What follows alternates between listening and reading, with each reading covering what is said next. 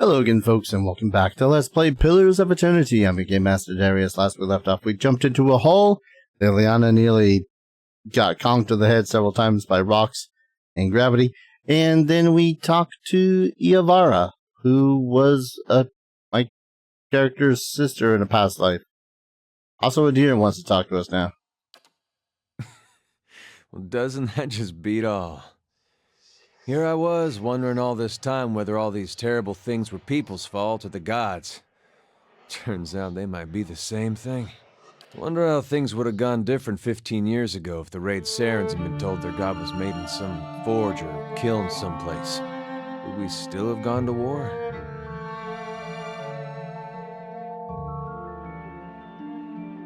It was their god who made them believe they were right. That they'd have fought if he knew he was fallible. I could see the rebellion still happening, but I don't know that they would have invaded. Looks down at the ground, drumming his fingers against his side restlessly. When he speaks again, it seems half to himself. I don't know. When Woden left for war, we, had a fight. As brothers will. What about? About him going off to war. He was set on it. My parents warned him. They said you get a new country with every trip across the border, but your god, you only get the one. Me? I didn't know who was right. All I knew was I didn't want him to go. It's the same for families as it is for gods. You only get the one. I said every vicious thing I could think of, trying to change his mind. He brushed it off. Just got me madder, of course, him being so calm. He said I should come with him, but he'd understand if I didn't want to. I told him he'd better be able to face his god one day and answer for what he'd done. He said he'd keep that in mind. And then he was gone. By the time I'd cooled off, months had passed. One morning it dawns on me that my brother always knew better than me. If he was so sure of what he was doing, then I should be there with him. I packed my things and was on the road that same morning. Of course, what I didn't know then was he'd already changed his mind. By that time, he was dead on that field.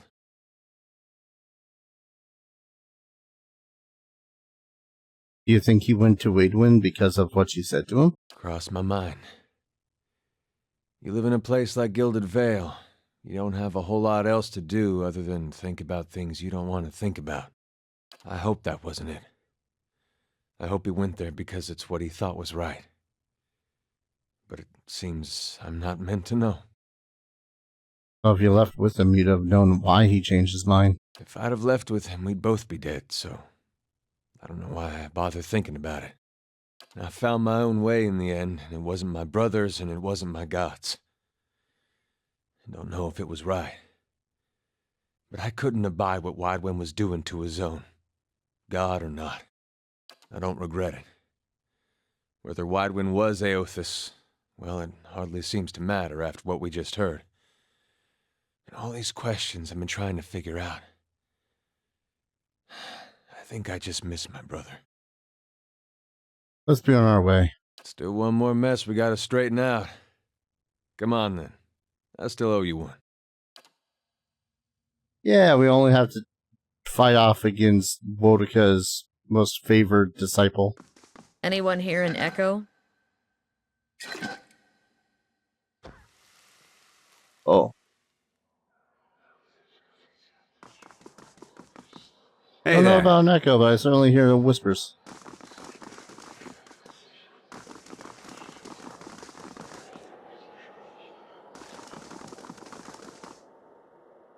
Don't much like this place.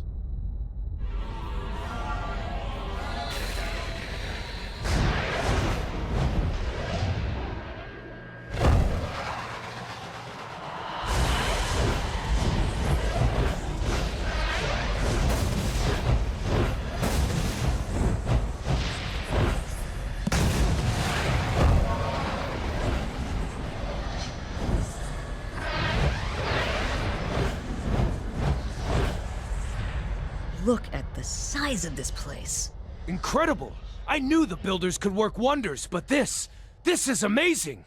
Many spirits stir here, edged with anger, violence. Can you do that again? I had something in my eye. I missed most of it.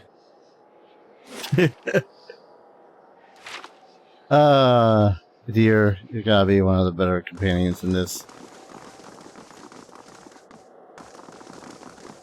Well, time for one last dungeon crawl before we get going and lose the speed. Within Shades.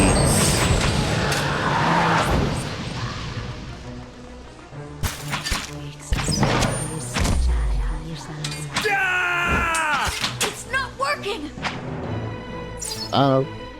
Seems to be working just fine.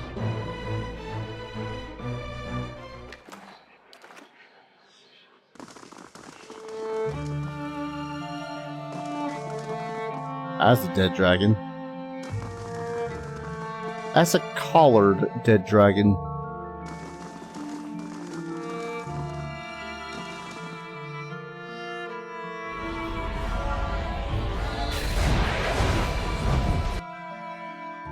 Oh. Oh. That's a shadow drake. That's a kind of dragon.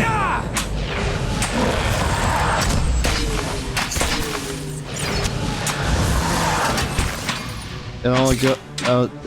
It's only par for the course, I suppose. We have more evilly variants of dragons, and so rare that facing off against the one was all the experience we're gonna get for fighting shadow dragons.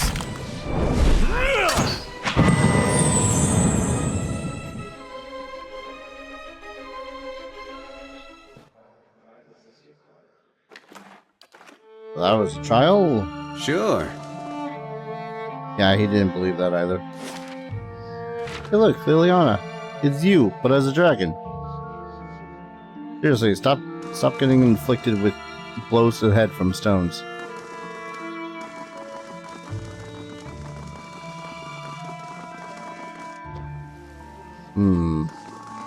Do I need to go to all these?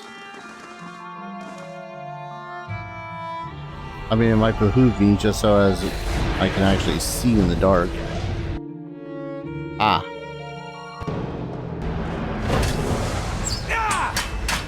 This thing isn't doing the job.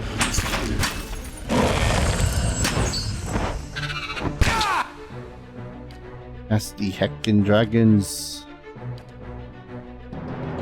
I We're think we're the getting rock! thunderstruck. Show him how it's done! Die!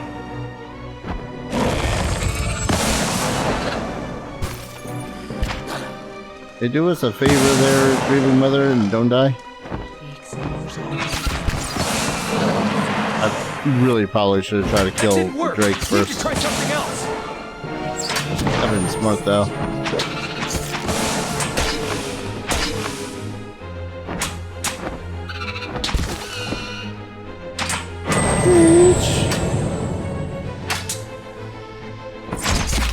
Well, at least there was some dragon slaying before the day was done. I mean, sure, that big old dragon would have been a really cool one to kill. I don't think that Drake counts as killed. Minus 15 deflection.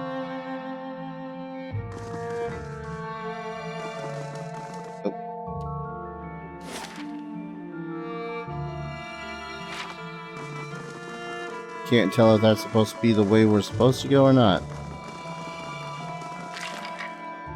Ah yes, exceptional rods. I'm not even sure why I'm bothering collecting those.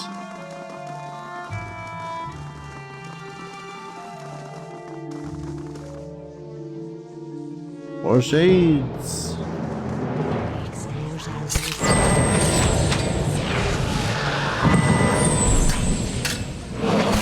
Thing isn't doing. Bullseye. What are these guys freaking weak against? because he keeps on going, this thing's not working.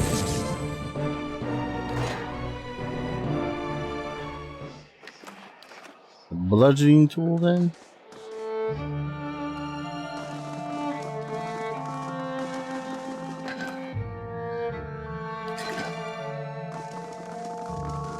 It is a little bit of a case of why even bother with the treasure anymore at this point.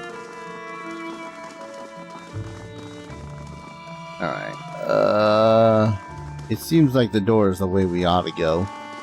Let's not go towards the door just yet.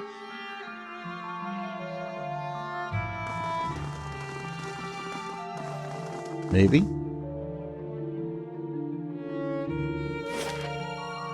Or we just don't go down that way? Alright, this is fine. Only big imposing stairs. I don't know what's behind this door, so I'm gonna do that. And realize that, yeah, Grieving Mother's quest is probably just borked.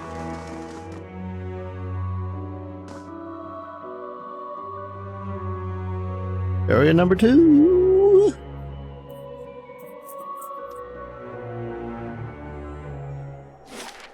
Ah. Yeah, no, this seems very finale-ish. Might as well make the most of it. That instead.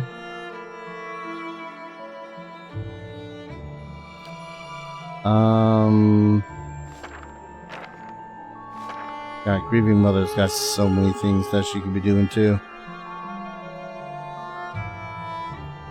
How do we split this?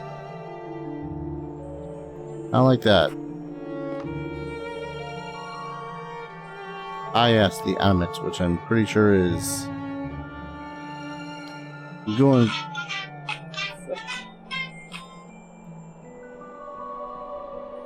Sorry, 1 second. Freaking. Yeah, okay.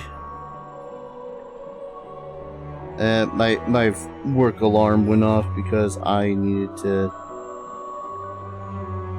go to bed at one point. Anyways, +3 movement speed. I guess I'm not that worried about my perception anymore. Grants combusting wounds 3 times.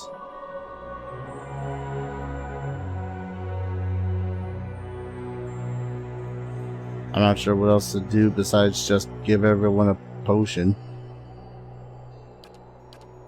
Then again, that might be over preparing for all I know.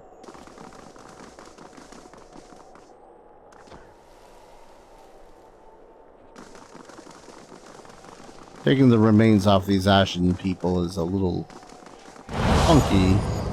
Are you ready to take the oath? To spread the word of the gods to the lost and heathen?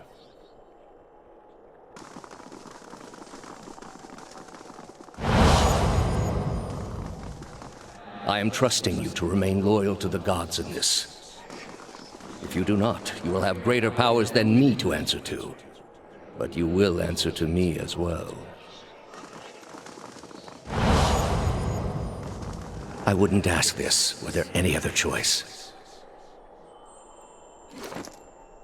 Somehow I got a feeling that he truly actually was in confidence in me. The fool. There was one I just picked up. Where the hell did it go? Ah, +2 Might, +2 Resolve.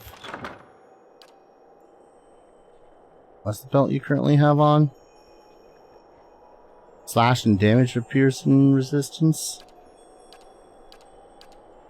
I mean, in which case, that seems like it'd be better from a deer. Deer? Very wrong character. Very wrong game. Alright. I mean, that was a pretty good... It was pretty good.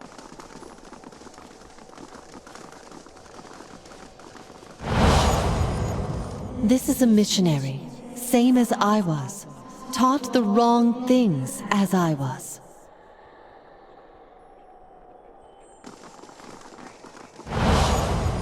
Oceanus. They have held off many would-be invaders.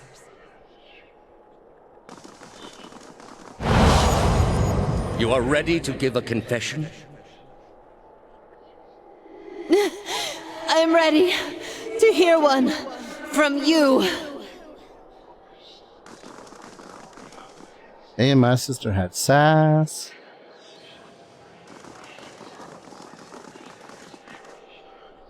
Well, I'm sure this won't end in some sort of pain and agony.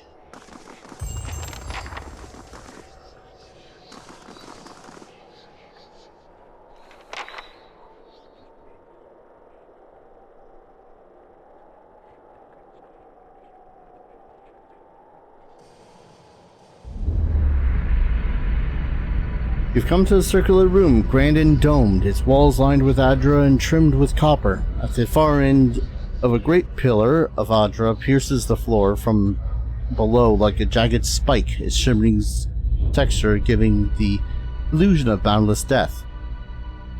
Your thoughts are yours and not yours, and they are all questions. At the base of the pillar stands Thaos, a look of concern on his face as he notes your approach.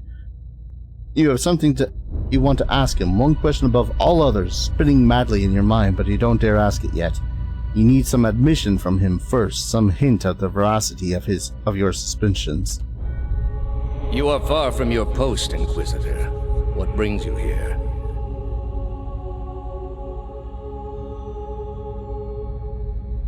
Was the entire Inquisition based on a lie? The Inquisition was based on the need to cut the flesh from a rotting wound. What is this place? We are in a sanctum holy to Utica. There are others like it in service to the other gods. I come here often to pray for her counsel, and in this space I may be assured that she hears me. That machine behind you, what does it do? It has many uses, but its purpose is to bring structure to the chaos that surrounds it. And these statues, who are they of? They are monuments to Utica's greatest servants among my people. I hope to join them myself one day, but my work is not yet complete. Was Ayavara telling the truth? That woman sought only to destroy the foundations of peace and civility that my people sacrificed everything to build. You are shaken now, having lost all patience for tact. No more evasions. You have to know everything you believed, everything you've done for the gods. Did you lie to me when you said the gods could end suffering? Theo says nothing. Are there no gods? What is a god? A higher power? A rewarder of good deeds and punisher of the wicked? Something men can turn to in their darkest moments when their days seem only like bridges from one tragedy to the next. Our gods are all these things. With Thaos' every word, you find yourself losing control of a boiling cauldron of rage and doubt and fear and hopelessness until you can take it no more. Are there no gods? We are in a sacred place within earshot of the gods themselves. This is not the time. You've been through much these past few months. You will return home and you will rest. When you feel you have recovered, you may rejoin us at the trials. The Inquisition is far from over, and I will have need of you. There are many who continue to spread the lies of the apostate. The Inquisition will not end until we have pronounced judgment on all of them. His eyes linger on you, and there's no mistaking the threat behind it. Your rage shrinks at the image of an iron wheel in your mind, monolithic and caked with the dried blood of thousands. You do not ask your question again.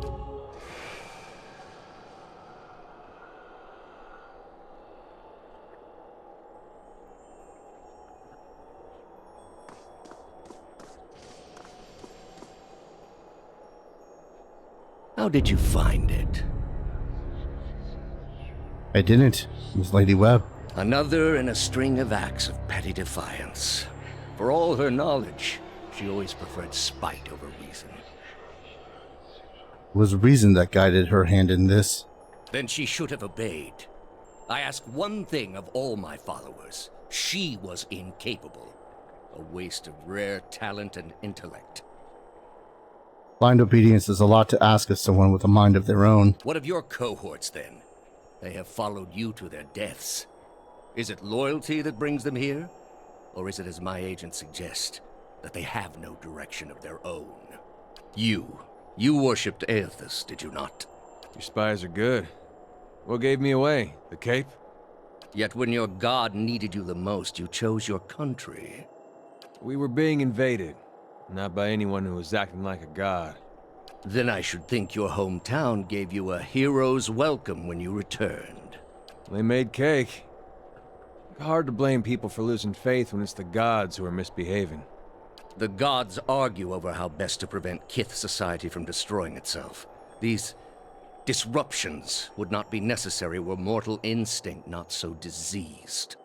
What of you, Orlan? My agents tell me you are far from home, both in distance and in years. Have your friends proven a worthy distraction from the pain of ostracism? Ostracism?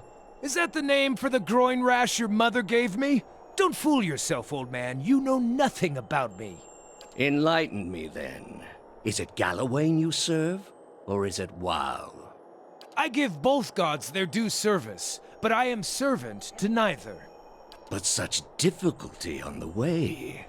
If you had only accepted that perhaps you were fit to serve neither god, just as you were unfit to serve your tribe, you might have saved yourself the trouble. My tribe was unfit to serve me. And yes, I'm not fit to serve any god. I need only serve myself. Can you claim that, Thaos? Are you your own master, or are you just Woodika's wet nurse? I serve all people, better than they will ever know. Better to live a competent servant than an incompetent master. You are far from home, dwarf. I knew my hunt would send me a long way from Masuk. It was a challenge I was glad to undertake for my village. A journey, then? It must be of some import to take you so far and to last so long. What's important is that I'll return soon. And when I do, I'll spend my time where it matters. So it was worth it, then, to tell a dying beast of things it neither understood nor had memory of. You are here because you are lost. The gods cannot reach everyone, I'm afraid. May you fare better in your next lives. I gather you have had your soul awakened. Why else would you shadow my footsteps like some stray mongrel? You think I have something to offer you, but our business was concluded long ago.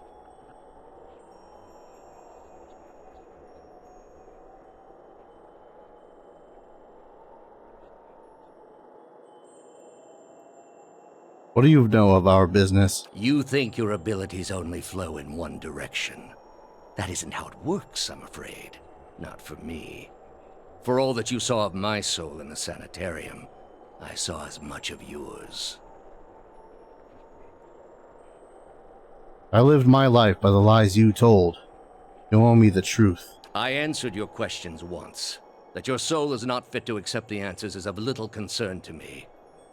I lied to no one. Not to you, not to anyone. The gods are real. They are everything we need them to be, and the world is better for it.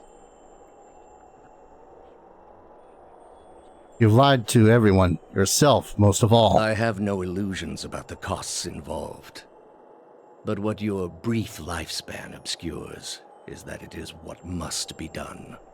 The heart of this country has skipped a beat, nothing more. I have done far worse. I plunged the peaceful kingdom of Thaos into civil war. I slew the monarch of Desantio, whose people never knew hardship under his rule, and replaced him with a cruel despot who brought them to ruin. When plague arrived at the great city of Arborensis, I saw to it that the cure did not. They piled their dead outside the city in heaps that rose above their walls. This is supposed to diminish the damage you've done here. It is to show the proper perspective. There was a time, back when your soul was still a shapeless mist, when the world believed only in false gods. Thousands of them. Gods that told them to take slaves. Gods that told them to make war upon their neighbors and devour the slain. Gods that told them to burn their children alive and cover themselves in the ashes as a sign of their faith. But all that changed when they learned of the true gods. Our gods. All those misshapen, bestial instincts melted beneath the radiance of our god's majesty. You could see it in their eyes. That dull emptiness replaced with the glimmer of a kindled spark. And teaching them there were no gods would have achieved the same purpose. And replaced it with one far worse. Have you imagined this existence? The one the apostate would have created. We are not all so virtuous as she. Without our gods, the most wicked, the most tyrannical, they would take that power for themselves. But more than that, it would be a hollow existence. All mysteries forever unanswered. All purposes constructed from meaninglessness. No endings to bring closure. Only a wheel, turning without mercy, grinding our spirits to dust. And you underestimate people. For all my years, I have seen exactly what they are capable of. What the apostate asked was beyond any man. All I have seen, the millennia of experience. I will not be dissuaded from this course. This is the only way.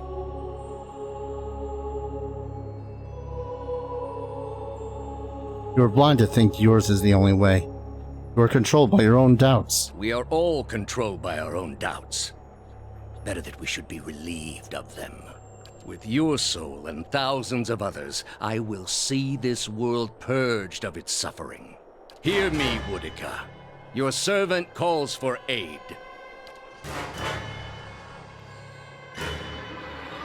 Please don't crash. Lock 10!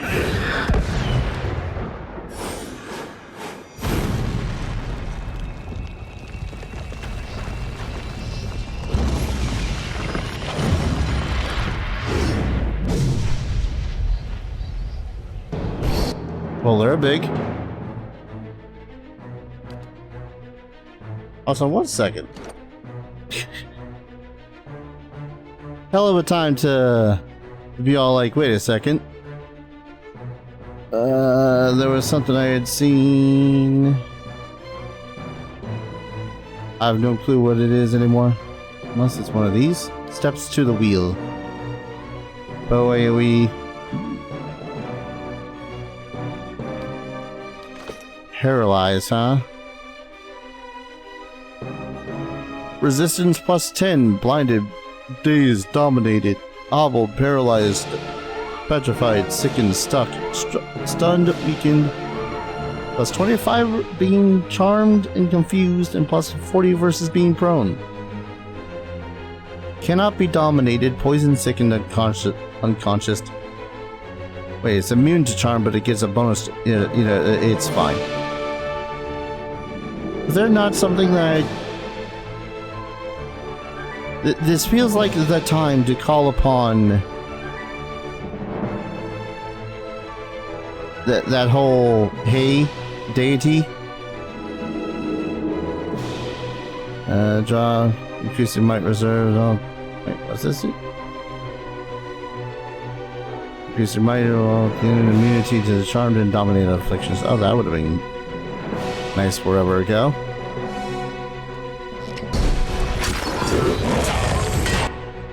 Good freaking lord. Okay.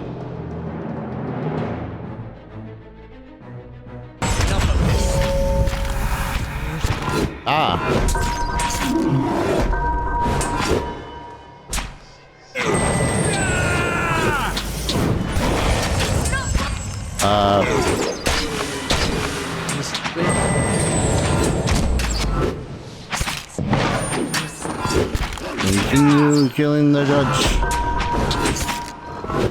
Good lord, that's loud. Don't you have a spell or two that you can cast? Someone? Need something? And no, I do not know why the hell it went all silent like. But hey. Lightning!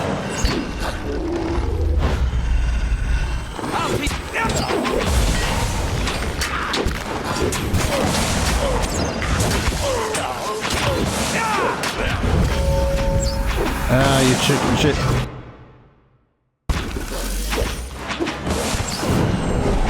I think he's immune while he's like this. Oh, that's a lot of damage y'all have been taking.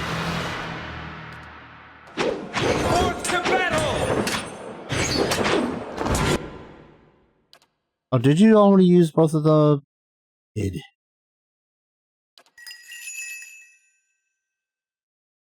I mean, you got that. Everyone's got that.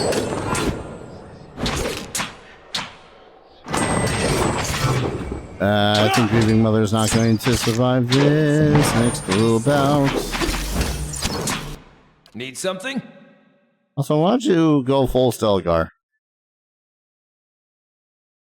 Oh wait, are you already full Stelgar? You're already full Stelgar. Never mind.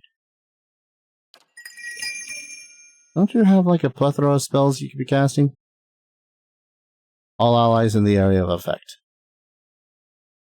As long as it hits you as well. This thing isn't doing its job. That was not a whole lot of healing. But it was something. One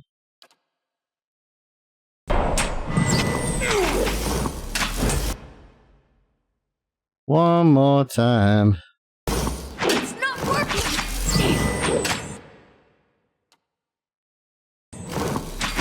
Let's see what this guy has. Shields for the faithful, deep wounds. Yeah, okay, just all the same stuff.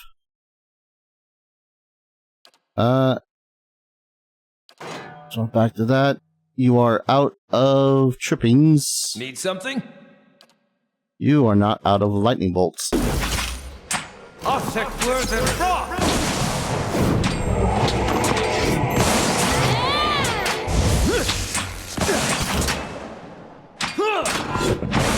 That's the second one dead.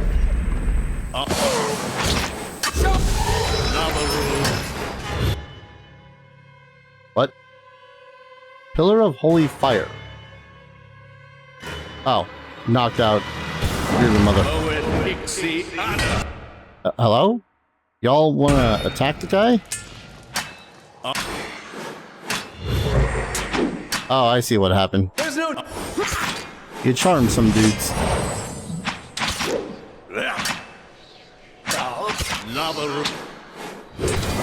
Please just perish. Are you immune to anything? No?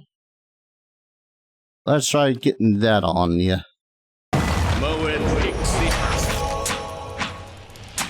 Nope, I don't think that worked.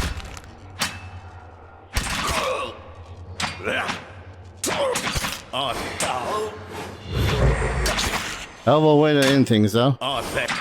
Just slowly chipping away at his HP. You're not getting through me. Excuse me?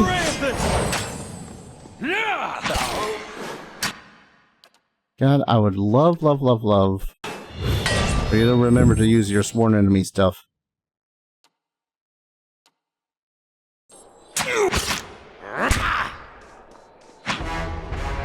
Chunked. As your feet rests the body of...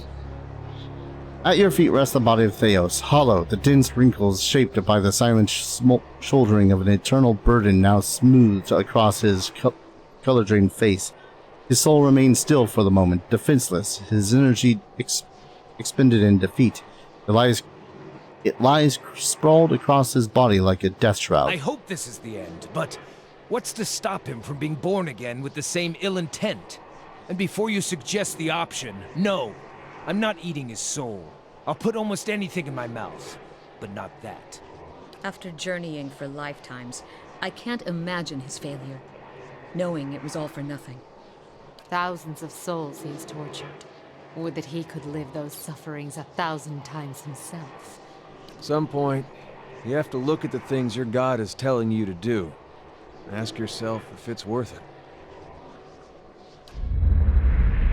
With a deep breath, you plunge into Thaos' soul, and where in Blackenbury had been a maze of narrow corridors and dead ends, now is it expansive and borderless, its walls crumbling into heaps like the ruins of Ingwith as you pass through them.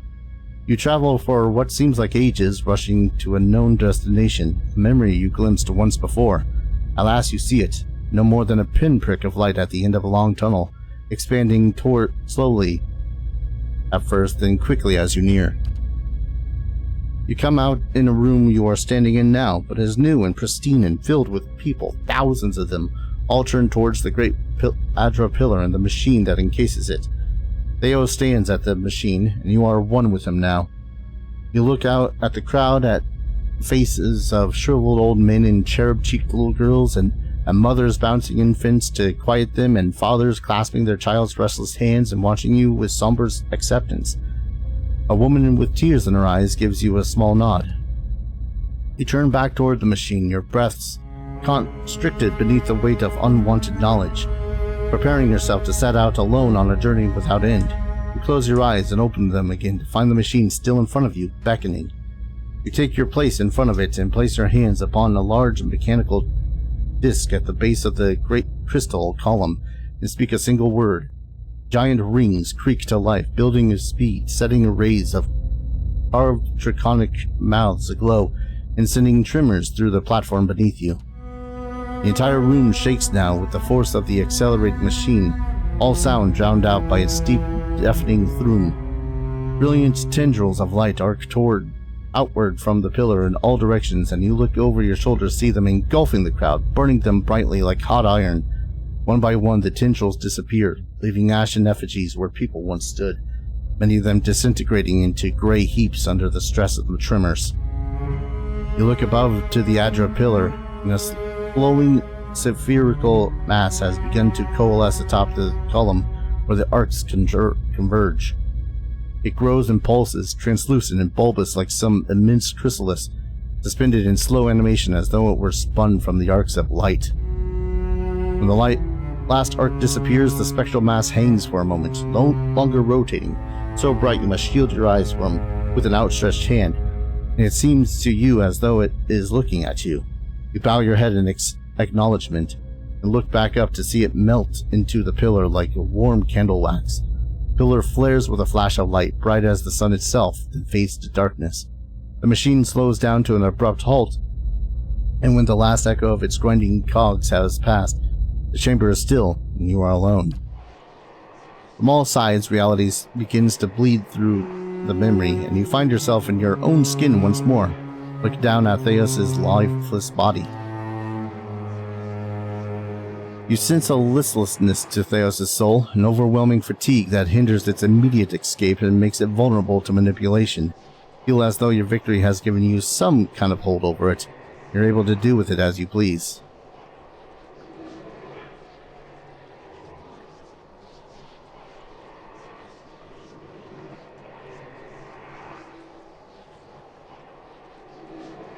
Your memory makes you a slave to your own past. Perhaps it can't be undone, but it can be forgiven. It shall trouble neither of us any longer. You've given him a clean tablet, and a chance to be of use in his next life. This is a kindness Thaos does not deserve, but perhaps whatever merit is in him will be known to the world the next time around. Let us hope his old nature dies with his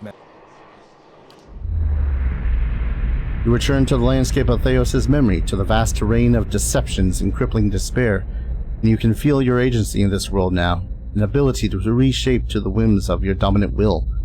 You focus on a vision of pure emptiness, and your will becomes a swirling vortex around you, sweeping through the landscape and bearing away moments and lifetimes like some apocalyptic bioweapon that would tear away the essence of the planet itself. The storm builds until the very crust of the world peels from the fabric of the soul that anchored it, and it was borne off into the sky until it's too distant to observe. Last thing you see is in the white void, boundless in all directions, unfettered by the shackles of experience and doubt. In the stillness that follows, a single word echoes through your mind, a word you spoke when you were one with that Thaos in an ancient memory. You realize it is a word that activates the machine.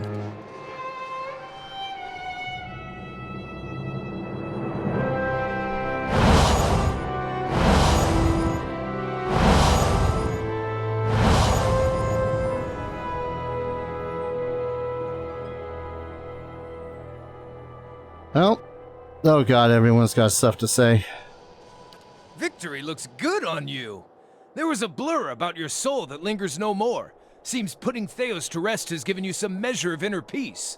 Of course, now you need to decide what to do with these trapped souls. But I speak out of turn. This is your decision, my watcher friend. You should trust your own instincts. I'm honored to have been part of your journey, regardless of what happens next. Thaos, he had hold of your soul from a long time back, seems like. You get what you needed from him?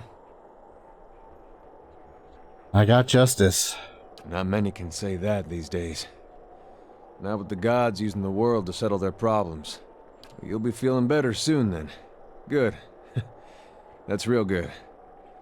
You got it figured out what you're going to do about all that? Yep. Got a lot of people out there thinking they've been abandoned by their gods. There's not much that'll put the fear in you more than that. You can take my word for it. If it was in my power, and I know it's not, but if it was, I'd find a way to give them the courage to face it. Not because they think there's some god looking out for them, but because they've just got it in them.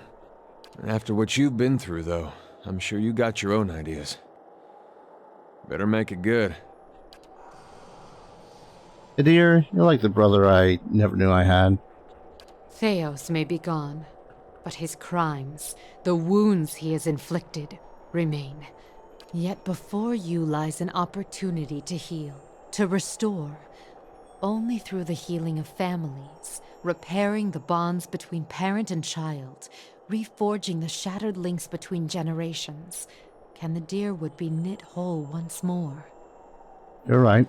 People will long remember the legacy. Let them also remember the healing that followed. Never thought I'd see something like this in my travels. Lends a little perspective, doesn't it? All of these notions of who we are, what shapes us. None of it really matters, does it? And yet, if we could heal these broken families, I suppose our journey would be worth something. Thank you for traveling with me. I'd probably still be twiddling my thumbs by the side of the road if you hadn't come along. Thanks for bringing us this far. Alright. Sister I never knew I had. Brother I never knew I had. Distant uncle that invites himself to parties that I'm not sure is quite actually related to us. Judgmental grandmother. Alright. Time to see what to do with this machine. With your companions bearing witness, you step up to the place where Thaos once stood before his people long ago. The great machine lies in front of you, idle, ready. You have seen this machine and others like it in operation. You understand how it works. It is a device for directing souls. As a watcher, it would be a simple matter to influence that direction, though as big as the machine is, it may be the last thing you ever do. Speak the command. There is a shrieking of stone grinding against stone as old cogs loosen and begin to turn. You have only moments before the souls will be sent into the Adra vein. This will be your only chance at redirecting them.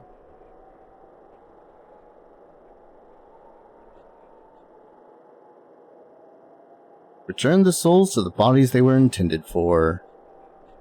I feel like this would be a terrible idea because some of those bodies are dead, but then again, with those bodies dead, I would assume that they would also, you know, go back into the cycle at that point. You close your eyes and expend your perception outward, taking in the immense totality of the tens of thousands of souls orbiting the chamber.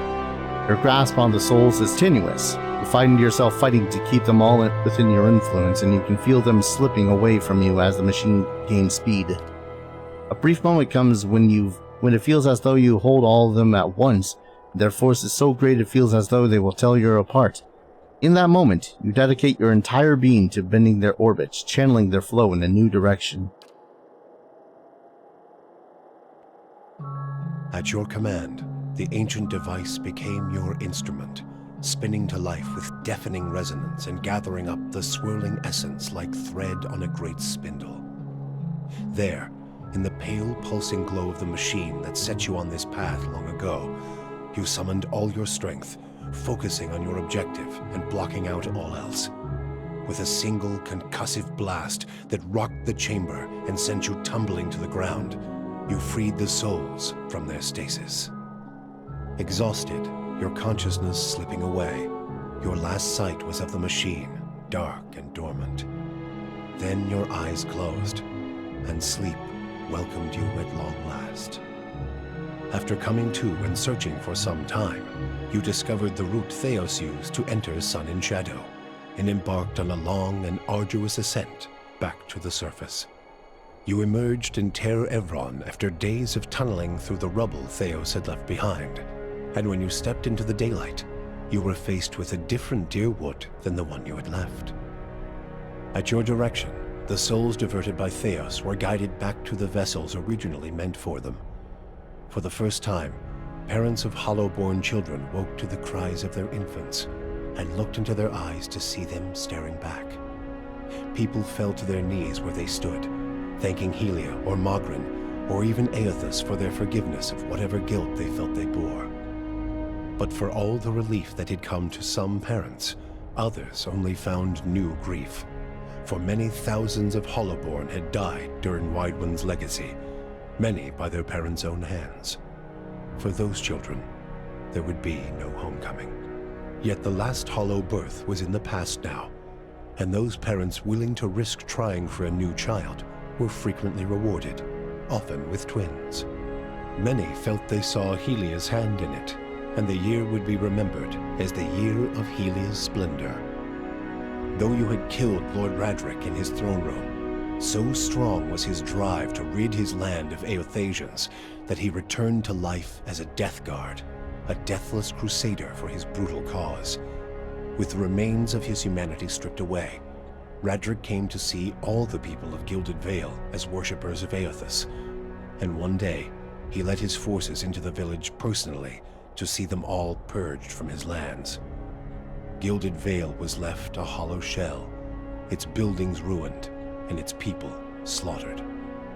Even travelers and would-be squatters knew better than to take refuge inside its borders.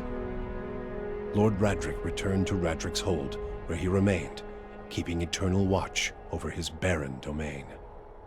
Following the assassinations of Duke Avar Wolfgren and Lady Webb, Defiance Bay was thrown into political upheaval. In the ensuing weeks, the streets had become the domain of looters and blackguards. Few dared to step outside their own doors alone or unarmed.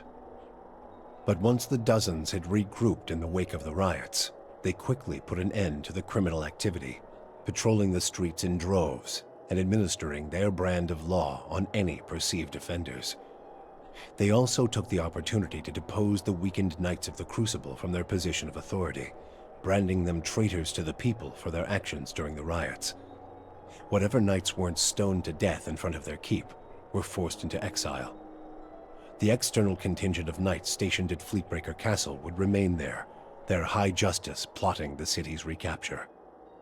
The dozens would soon find themselves overwhelmed by the problems of a leaderless metropolis, and in the days and months ahead, Defiance Bay remained on the brink of collapse. Though the machine atop Ter Noaneth had been disabled, it had not seen its last use.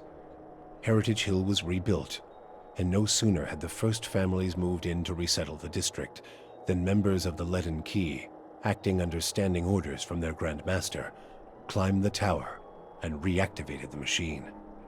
The initiates slew a handful of the new settlers under cover of night and watched as history repeated itself, the victims reanimating and devouring the survivors. After this second incident, the district would remain abandoned. The Duke's assassination at the apparent hands of an Animancer had caused catastrophic rioting in the streets of Defiance Bay, and few Animancers survived the first day. In the weeks that followed, angry citizens, their rage stoked by word that the Duke had been about to ban the practice, formed vigilante mobs and hunted down the survivors. The sanitarium was decorated with the dismembered heads and torsos of those who had practiced the science, and anyone caught studying it thereafter was soon added to the macabre display. the age of animancy in Deerwood had come to an abrupt halt.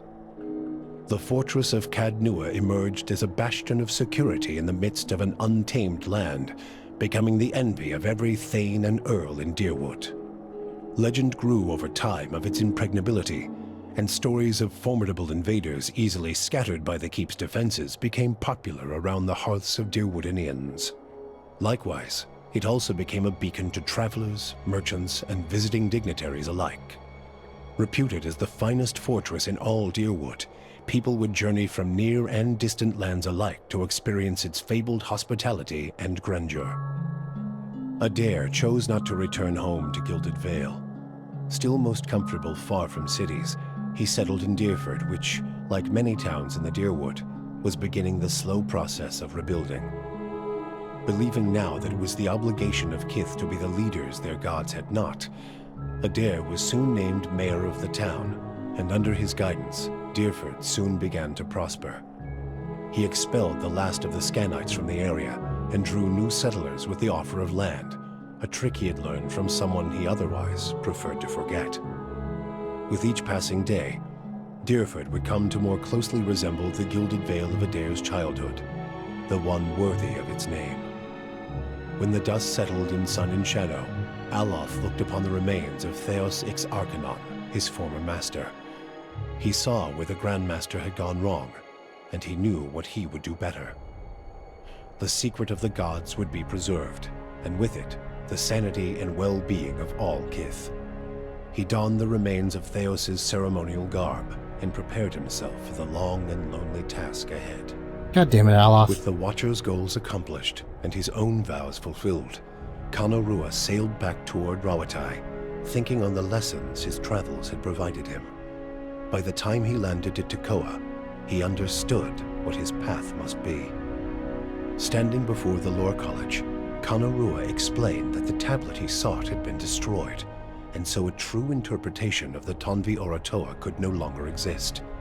The people of Rawatai would have to create their own.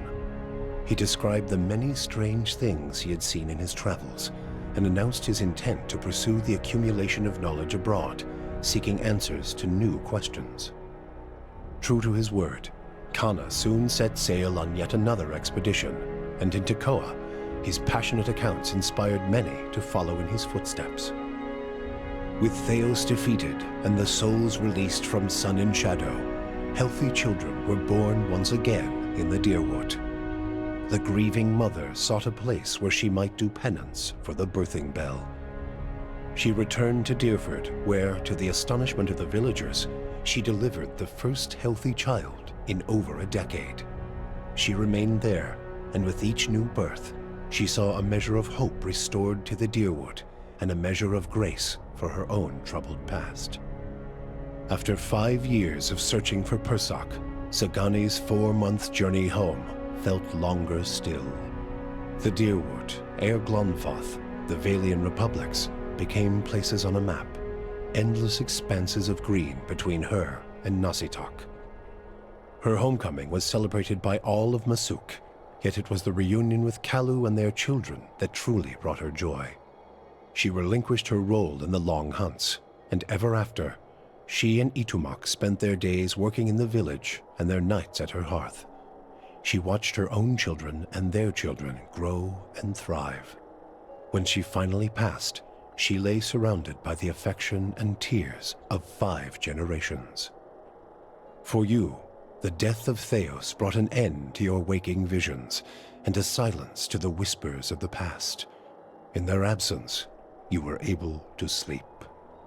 The questions of a distant lifetime ceased to trouble your soul. All that remained was what to make of the answer. But at the moment, there was little to be done, and the matter would have to wait. A long journey loomed ahead.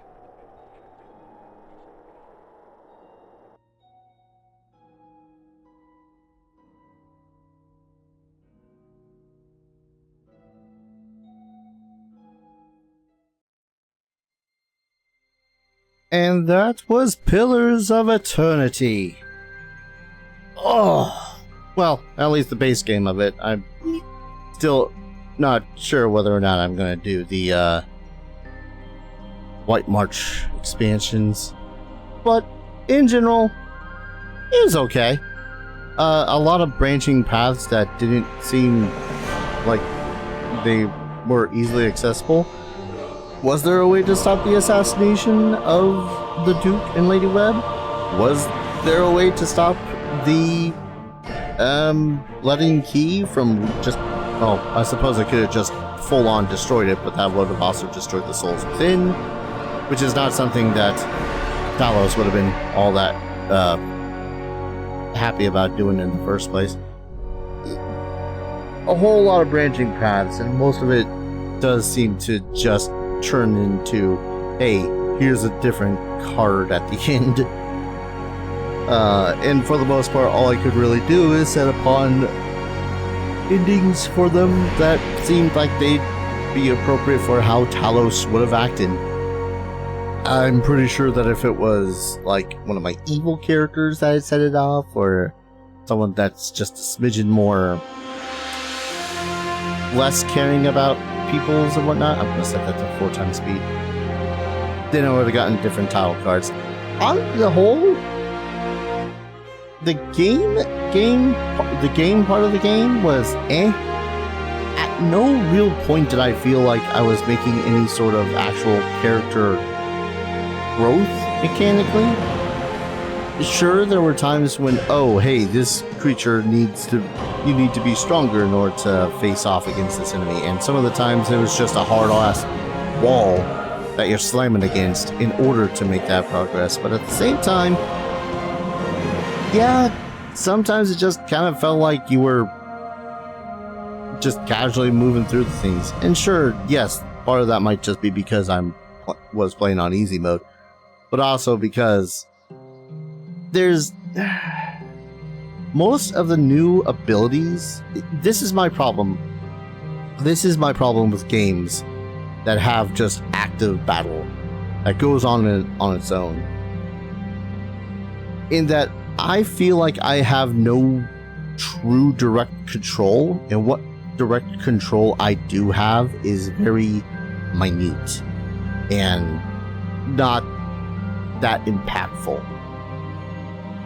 Unless it's like one of the big fuck you spells that one of the casters can throw out there.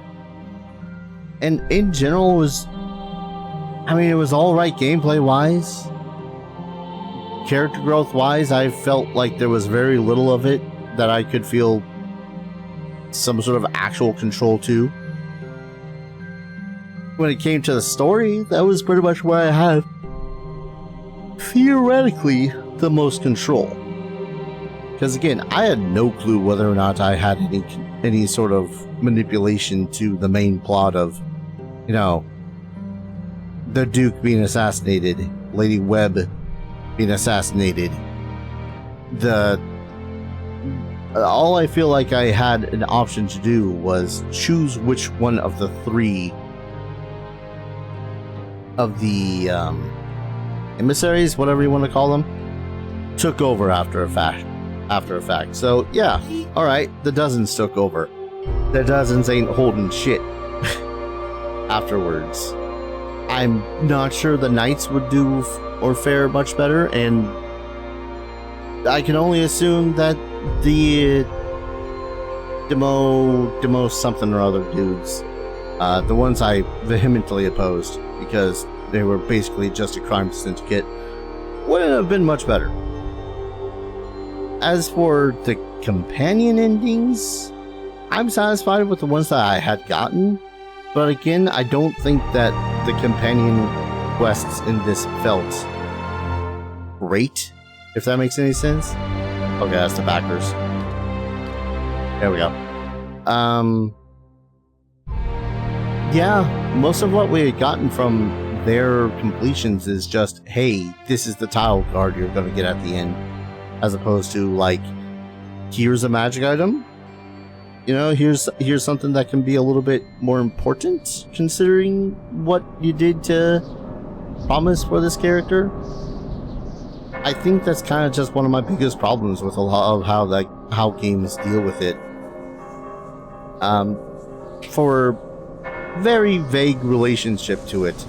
I'm currently playing through with some friends Kingmaker for Pathfinder, the tabletop version, not the game, the computer RPG.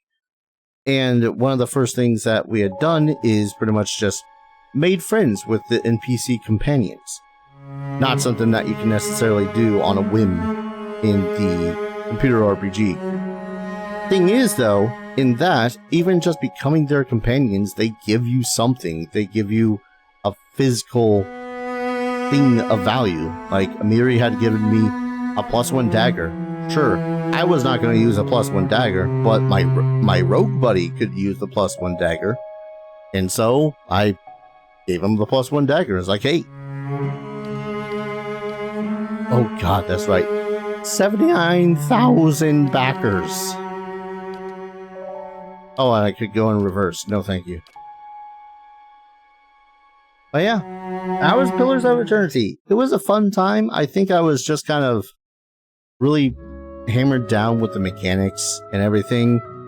Just kind of going on auto. I follow games that are turn-based a lot easier than I follow games that are just autoplay, as it were.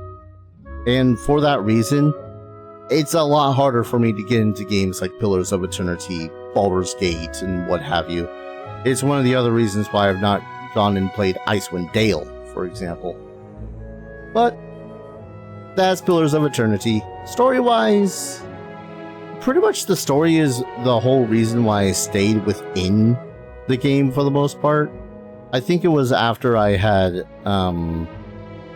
after I'd gone through all of that, well, most of the optional dungeon, that I eventually just went, yeah, okay, that's nice.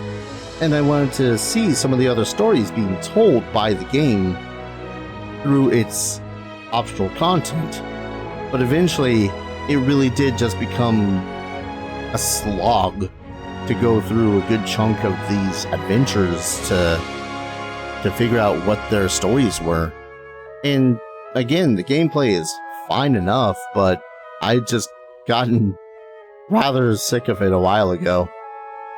And really did want to play something else. Hence that small hiatus I was doing some 20 or so episodes back. All in all, again, not a bad game. Just the way that the game is played is not my can of pineapple. I don't know. I gave it a good 6.5 out of 10. If the combat was a little bit more my style, I could give it like a solid 8, maybe. It was a fun time. Don't regret it. I just don't think I'm that eager to dive into its DLCs or the sequel anytime soon. Is what I'm trying to say. But yeah, Pillars of Eternity. It was okay. Thank you everyone so very much for watching. I hope you all enjoyed this adventure as much as I enjoyed playing it, maybe more. If you all want to support this channel, consider dropping a like, commenting, subscribing, all that fun stuff. Helps out the channel, lets you know whenever the hell I upload something, which currently has been 3 times a day, 6 days a week, because I have no life. And if you want to support the channel in a financial fashion, I have a bevy of links down in the description below or in the channel banner. Every little bit helps, keeps a roof over my head, food on my belly, and goes to upgrading my PC whenever I have the extra spare change. Where the hell am I going to go with this next? I have ideas. Terrible ideas.